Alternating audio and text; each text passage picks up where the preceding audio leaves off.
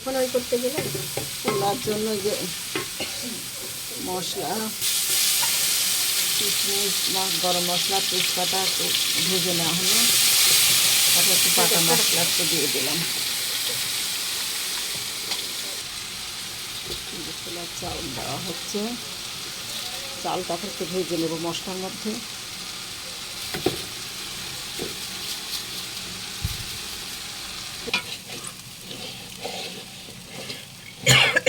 ওরা দুজনই কাজ করতেছে, না হয় আমার ঘর থেকে নিয়ে যেতাম গাড়ি লাগবে না।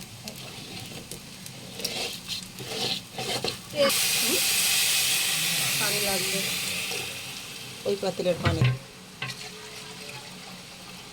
বাস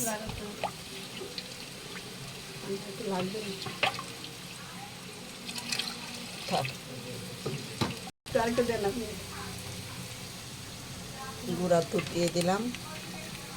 প্লাস গুঁড়া দুধ দিলে পরে পোলাওটা সাদা হয় এবং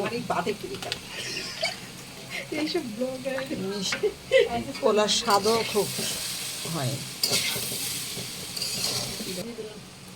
এবার কাঁচামরিচ দিয়ে দিলাম। কাঁচামরিচটার আলাদা একটা ফ্লেভার আছে, এটাতে স্বাদও আছে এবং ফ্লেভারটা খুবই সুন্দর হয়, গন্ধ সুন্দর একটা আসে। এবার বাড়ির তৈরি ঘি, গাওয়া ঘি দিয়ে দিলাম। এই যে আমার পয়মে নিজে হাতে তৈরি ঘি, আমার পোলাও শিশি পোলাওটা দমে দিয়ে দিলাম।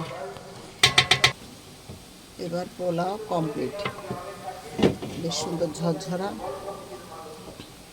পোলাও হয়েছে। পানি একবারে পারফেক্ট হয়েছে। আমি পানি এইভাবেই দিই, আমি নেবে দিই না। ঠিক আছে, সবাই ভালো থাকেন, বেশি বেশি করে লাইক শেয়ার কমেন্টস করেন। এবার একটু এই যে ভাজা বেরেস্তা দিয়ে দিলাম, দিয়ে এবার পোলাওটা দমে রাখবো। আলহামদুলিল্লাহ।